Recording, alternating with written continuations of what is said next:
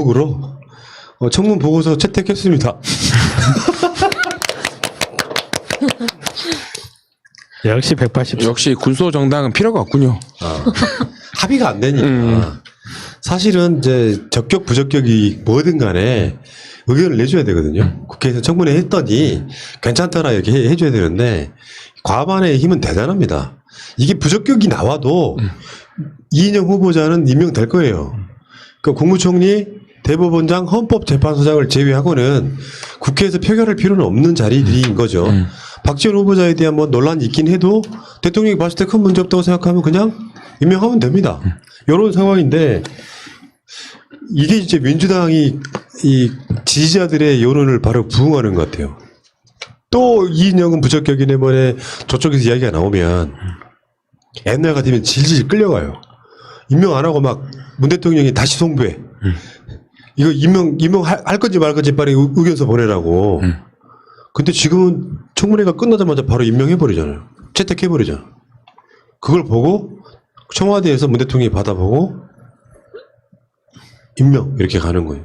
속전속결로 가야 되는 거죠. 원구성 합의 때 시간을 많이 끌었고 거기에 대해서 우리가 피로감을 많이 느꼈잖아요. 이제는 속전속결로 가야 되는 것 같고요. 이제 드디어 대동강 맥주 먹을 수 있는 거니까. 근데 이인영 후보자에 대해서 그 이인영 후보자가 했던 이야기 뭐 이제 태영호의 사상 검증에 대한 이야기는 진짜 역대급 코미디고요. 다시 한번 말씀드리지만 태영호가 정상적인 국회의원이라면 내가 북한에 살아봐서 아는데 북한 사람들은 이런 거 좋아해요. 북한과 사이가 좋아지는데 참고하세요 정도 이거 알고 계십니까 정도가 적당한 스탠스인 거지. 사상 사상 검증을 해가지고 지금 뭐 주체 사상을 지금도 믿고 있는지 안 믿고 있는지 묻는 이 수준 떨어지는 것들이 국회에 진짜. 문제는 그러니까 이인영 통일부 장관이 이제 됐다고 그냥 얘기할게요. 평양 특사 가는 거 주저하지 않을 것이다. 한미연합훈련도 유연성 발휘해야 된다. 이제 비로소야 그 실세에 가까운 정치권 출신 장관이기 때문에 자기 목소리가 나오는 겁니다. 국방부하고 다른 메시지를 내야 되는 필연적 운명의 통일부 장관이 국방부하고 메시지가 똑같은 메시지를 내면 안 되잖아. 통일부는 북한과 친해야 되고 국방부는 나라를 지켜야 되고 그러니까 같았던 결을 지금 이인영 장관이야말로 이 목소리를 내고 있는 거예요. 그래서 지금 물물교환 이야기도 아주 훌륭하게 했고요.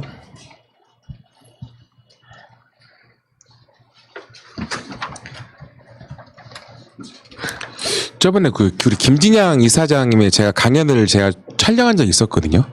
근데 아직은 우리가 북한에 대해서도 아무것도 모른다는 말씀 하시더라고요. 북한에 가장 많이 교류한 분에서 만날 거고, 그들이 지금 원하는 거 뭐냐면, 내용을 분석할 게 뭐냐면, 아직 우리나라하고 대화하고 싶다는 그런 제스처가 있다는 거죠.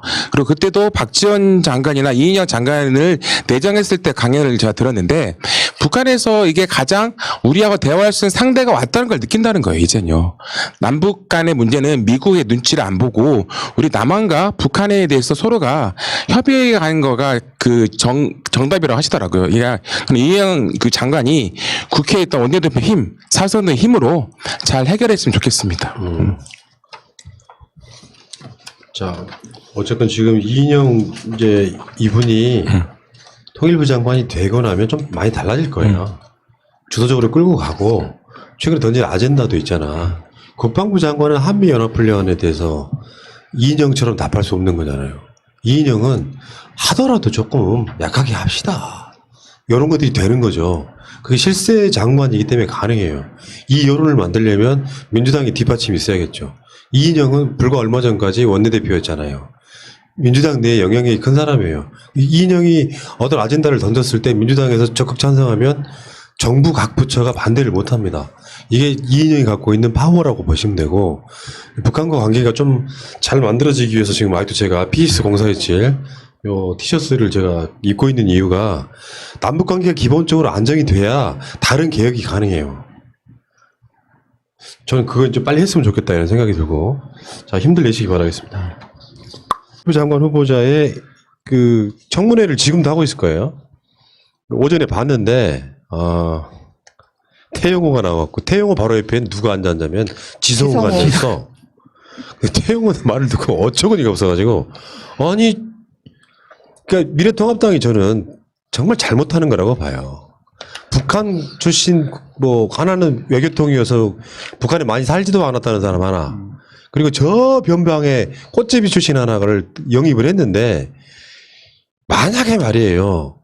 지성호나 태용호를 통일을 위한 쪽으로 써먹었다면 박수 받았을 거예요. 아, 근데 이인영이 80년대 학생회장 하던 시절을 꺼내가지고 당신 사상 전향했냐 안 했냐. 그 질문 자체가 말이 안 되는. 아니, 사상적으로 뭐 말하자면 저쪽 사람들 프레임 아닙니까? 뭐 전대협이나 학생운동권 다 조사파라고. 그러니까 그때 사상 전향했냐 안 했냐. 이인영 입장에서 황당하죠. 내가 김일성을 찬양한 적이 없는데. 아, 속으로 보다 보니까, 야, 이게 무슨, 화면만 되게 고급이지, 80년대나 70년대 무슨 뭘 보는 것 같지 않았어요? 그 태용호 저도 이걸 보면서 태용호가 아직 북한의 그걸 못 버렸다. 무슨 얘기냐면 자아 비판 그 북한에서 한다고 하잖아요. 내가 무엇을 잘못했는지에 네. 대해 그 대중 앞에서 하듯이 무슨 청문회 자체를 그렇게 만들어 보면서 나는 내가 이렇게 자아 비판했으니까 너도 자아 비판 해봐. 근데 자아 비판 할 게 없는데 아직 북한의 티를 못 벗었다. 저 본인은 대학 치면서 자기는 다 깨끗하게 그게 더 웃겼어. 그 뭐냐 바뀌었다라고 말하는데 행동 자체는 전혀 안 바뀐 그냥 이 사람 아직도 북한의 사상 그대로 갖고 있는 것 같은데 라는 모습을 그대로 한 10분 이상을 보여준 모습이 아닌가. 거의 네. 그 유튜브에서는 어느 정도로 자기 표현을 하거나 화를 내면은 제재 걸릴까요? 욕은 해도 될까요? 정말로? 이런 미친 자식이 있나 싶었어요, 진짜. 훌륭해.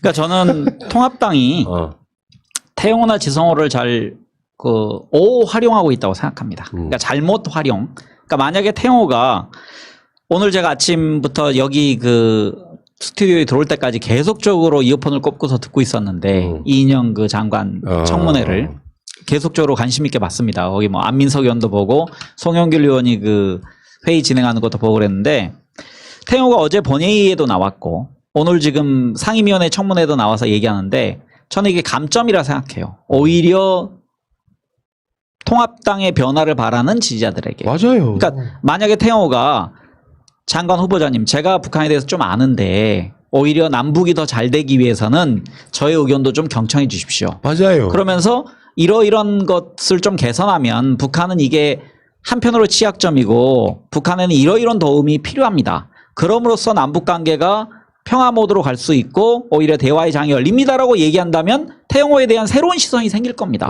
저 사람이 정말로 자유대안에 그 자유를 찾아서 온 사람이구나. 그리고 북한도 그런 쪽으로 변화시키려는 노력이 보이는구나. 하지만 지금 어제도 드러난 게 뭐냐면은 정세균 총리 답변이 너무도 명확했던 게 그럼 전쟁을 원하십니까? 딱 답이 이거였거든요. 그러니까 지금 태용호는 그 본인의 쓰임을 위에 지도부에서 잘 지시를 못했기 때문에 자기 하고 싶은 얘기 하는데 그 과정에서 실수가 너무나 많다. 지성호도 마찬가지입니다. 그러니까 확인되지 않은 우리 할머니가 가난의 검지로 죽었어요. 검증이 어떻게 됩니까? 내가 3시간 수술 받는데 마취제 없이 수술했어요. 어떻게 검증합니까? 그러면 지난번에 이미 김정은 유고시에 그 거짓말을 많이 했기 때문에 저 같은 사람이 바라볼 때 지성호 저거 또 거짓말한다.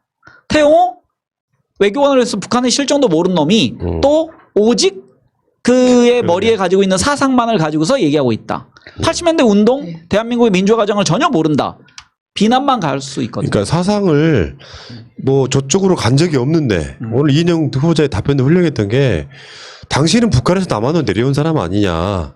나는 북한에 간 적도 없는 사람인데 무슨 그 자체 그러니까 전향했냐고 물어보는 것 자체가 웃긴 거잖아요. 그러니까 태용호가 남한 실정을 모른다는 게 지금 옛날에 사상범들이라는 게 있었어요. 지금도 아마 그런 사람 있을걸? 정확하게 뭐 통계는 모르겠는데 이 40년 막 50년 감옥에 갇혀가지고 내가 내 생각을 바꾸지 않겠다라고 하는 양심수들이 있어요. 나는 그걸 나쁘다고 생각하지 않습니다. 깨놓고 이야기해서. 자기가 사회주의에 대한 열망이 있는 사람이 있다고. 요거를 전향하면서 전향하는 뭐 전향서 같은 걸 쓰고 그걸 받고 싶지 않다고 해서 갇혀있는 사람들이 아마 있을 수도 있겠어요. 최근에 그 이슈가 안 돼서 잘 모르겠는데. 옛날 2인모논이라고 있었습니다. 그쵸. 그러니까 전향서를 거부하고서 끝끝내 전향서를 쓰지 않아서 감옥에 있다가 나중에 이제 북한으로 북송된 분이 있거든요. 그러니까 그런 분들은 사상범이에요. 근데 북한 군이었다가 그렇죠.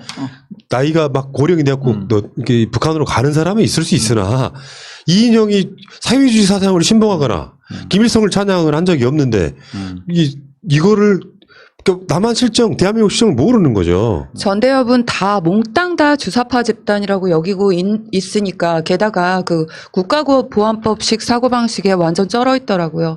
지성호는 북한에 억류돼 있는 남한 우리 6명 어떻게 할 거냐 계속 그거 붙들고 늘어졌고요.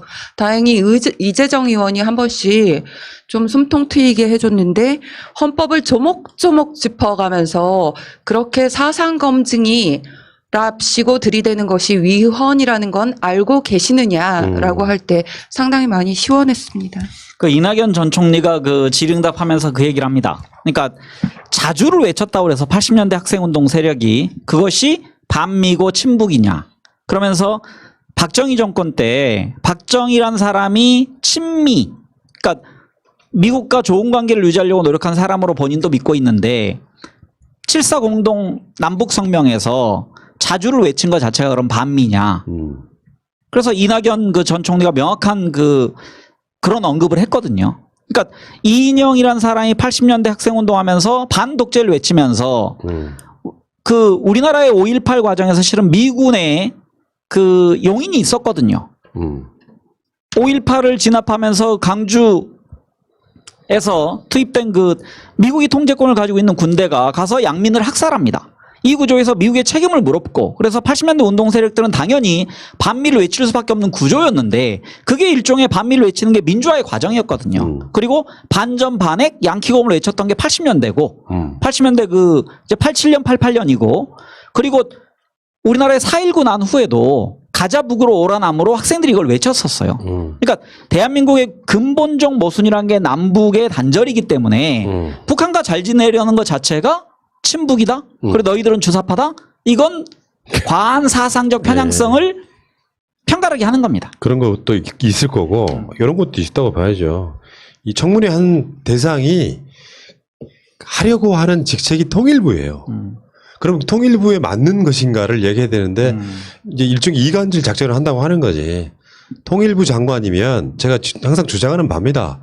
어떤 정권이고 통일부 장관하고 국정원장은 입장이 달라야겠죠. 통일부 장관하고 국방부는 입장이 달라야 되겠죠. 그러면 이 사람이 북한과 얼마나 잘 지낼 수 있을 것인가를 제지하고 도와주고 할 수 있는 역할을 싹 무시하고 너 옛날에 북한 좋아했잖아. 요거잖아요. 근데 지금도 좋아해? 요거잖아요. 이런 미친놈들이 국회에 들어가서 그러니까 이게 오죽했으면은 지성우 같은 태용우 같은 애들은 상임위 주지 말라 이런 이야기까지 했었지 않습니까?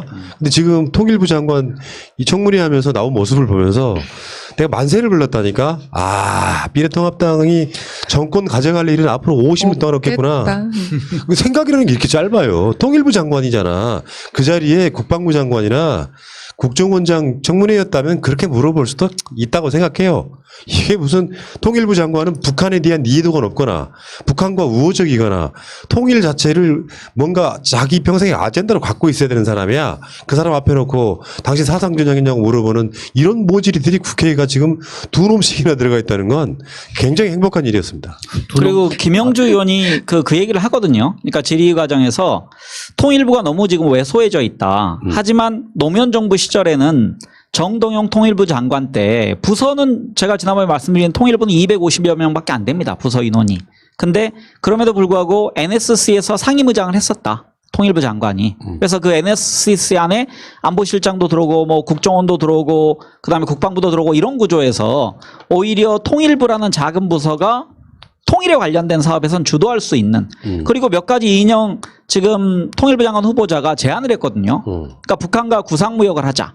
그러니까 물건 대 물건 바터 시스템을 그치. 통해서 굉장히 좋은 제안입니다. 그 작은 거 하나서부터 그 남북관계의 물꼬를 트려는 이게 정치적으로 힘 있는 장관만이 할 수 있는 제안을 지금 하고 있거든요. 그럼 여기에 박지원 국정원장이 협력할 것이고 뭐 서훈 안보실장도 여기에 대해서 공동보조를 맞출 것이고 등등으로 저는 힘 있는 통일부 장관이 등장해서 여러 가지 물꼬를 좀 트는 남북관계 그 화해 진전이 많이 될 거라 생각합니다. 예. 자, 아무튼 재밌는 청문회였어요. 아, 나도 궁금하긴 했어요. 태영호나 지성호가 국회에서 활동을 어떻게 할지 되게 궁금했는데, 역시. 아, 저런 애들 데려와서 저렇게 쓰는구나. 사실은 뭐 우리 같은 사람보다 더 못한, 북한의 정보도 없는, 단지 북한 사투리에 억양이 좀 남아있는 자. 이런 자가 와갖고 일성으로 꺼낸다는 게 사상조장 이야기에서 빵 터졌다 이 새끼들아.